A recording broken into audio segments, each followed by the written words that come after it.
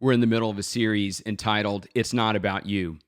And I think so many times when we come into a new year, we hear promotions about it, new year, new you.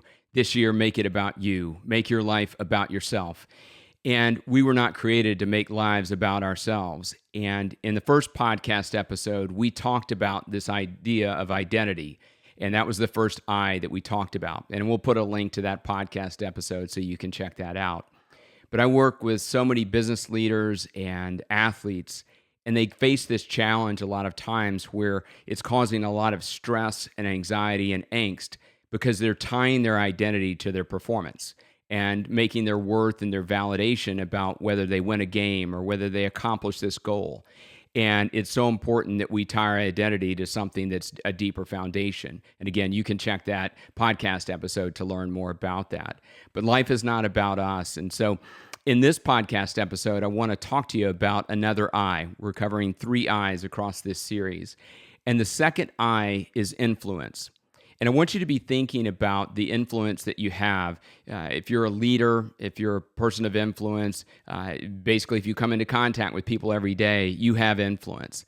And I think it's really important because a lot of times we associate influence with leadership. And if we don't have a leadership position or title, we don't think we have influence. But we do. And every one of you has influence, and every one of us has influence to help and to bless or to undercut and demean and to basically not make an impact in people's lives. And it's a choice every day that we have about our influence.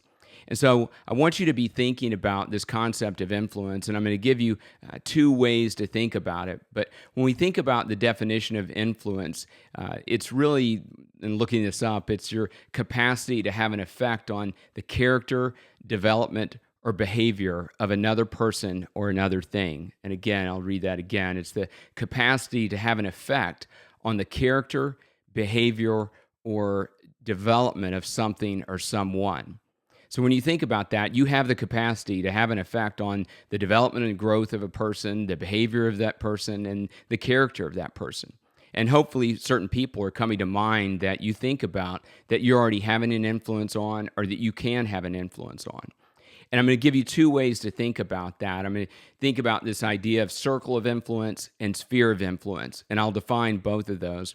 But before I get into that, I want to share a concept that Andy Crouch, who has been a big mentor in my life through his resources and through his books and speaking, talked to me about and talked to a group of us about regarding this concept of 3, 12, and 120. And actually, it's a biblical concept. He's a great biblical scholar and a great forward thinker about culture and faith. But this idea of 3, 12, and 120, and he drew these kind of circles that expand. And if you think about that in your circle of influence specifically, and that's really the people who are influencing you. That's how we define circle of influence, the people who are influencing you. You may have a group of 3, and it may be a literal 3, or it may be a figurative 3, or maybe it's just 1 or 2 people. But when you think about that smaller circle of influence, those are the people that are your go-to people that are influencing you. And it's important that we have the right people in that circle. And if you don't have a circle that's your go-to group of people, you need to think about who would those people be. Who are those people that I can go to about anything, and I can be authentic and real with them, and they can be authentic and real with me. And then Andy talked about this broader group of 12.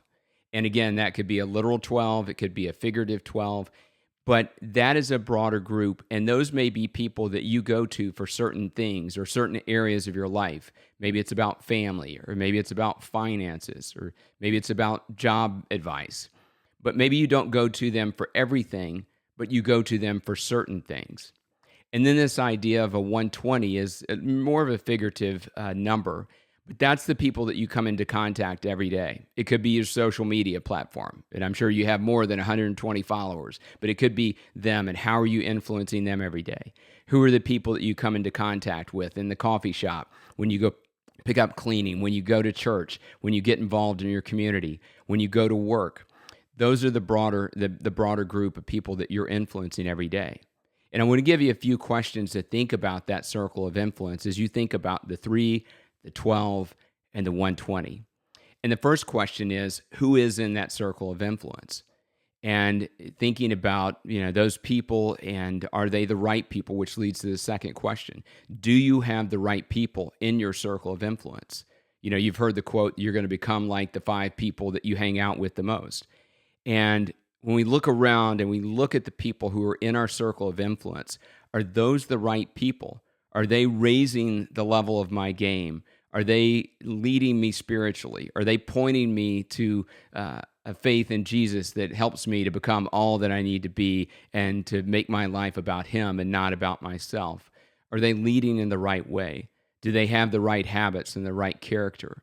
And so thinking about who are the people in my circle of influence, and do I have the right people in each of those circles, is really, really important. And then the third question, and I kind of alluded to this in some of the examples I gave, is that how are they influencing you, and are you leveraging their insight, wisdom, and guidance? So how are they influencing you is one key question, but again, how are you leveraging their insight, wisdom, and guidance? Are you setting up regular routines so you can meet with them?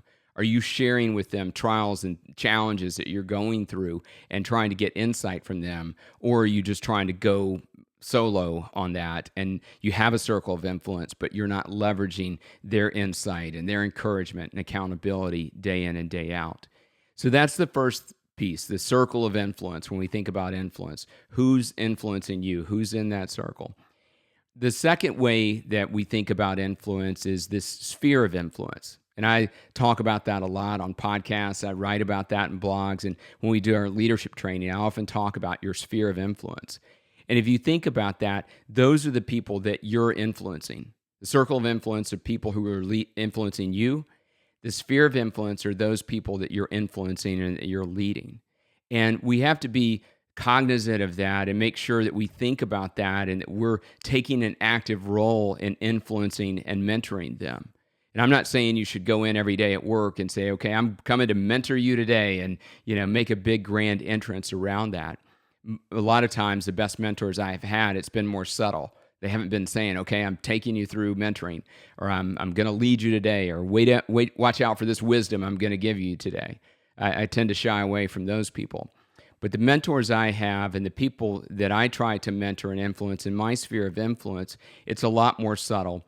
And it's a proactive approach, and usually it's a two-way street. They've maybe asked for something, and I'm trying to take an active role in setting up lunches, in setting up calls with them, in meeting with them on a regular basis. And so when you think about sphere of influence, the people that you're leading and influencing, I'm going to give you some questions that are going to be similar to the questions that I just gave you on circle of influence. But in that, the key question, at the initial part of this and thinking about your sphere of influence is who's in your sphere of influence. Again, you may be so focused on work or so focused on your goals and your accomplishments, and it gets back to that. It's about me, and maybe you're not saying that, but in the way you spend your time, you're making it all about you, and you're not sharing your gifts and talents and strengths and the insight and experience that you've gained over time, maybe through both successes and also through failures and challenges. And you're not thinking about, well, who's in my sphere of influence? And who are those people that maybe are coming into contact with me and maybe need something, and maybe they've even asked me about that, but I've been so busy in my schedule that I haven't focused on it being active in their lives.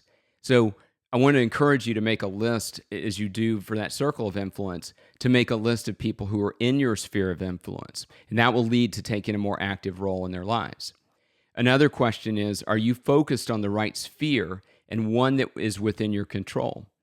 I think a lot of times I see leaders that are not focused on the right sphere, and they try to affect and impact people that they could never, control and impact, or they worry about other spheres that they can't impact and change the world. And so changing your world and impacting your world is key. Who are those people that, again, are in your direct sphere of influence? And again, I think it's important that we continue to try to expand our sphere of influence. And as God leads in our lives, that He would open that up and to pray about that. That's something I do a lot.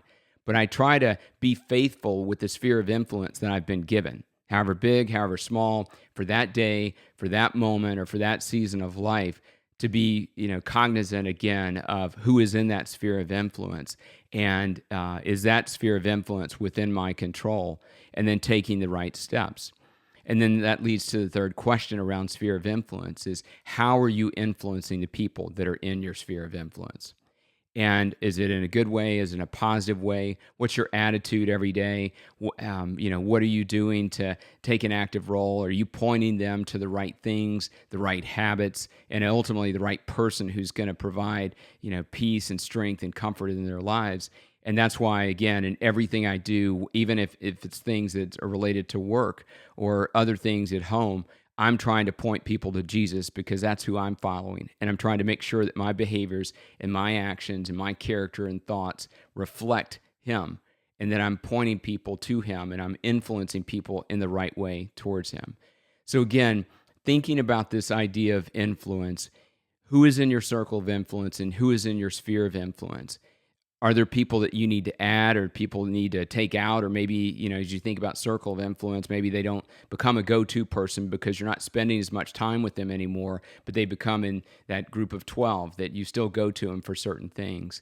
But I think it's so important that we think about who we're influencing, how we're influencing them, and how people are influencing us. And that's going to lead to building that community that we were created for. And again, it's going to lead towards not making life about us and to create moments that matter for people that we come into contact with every day.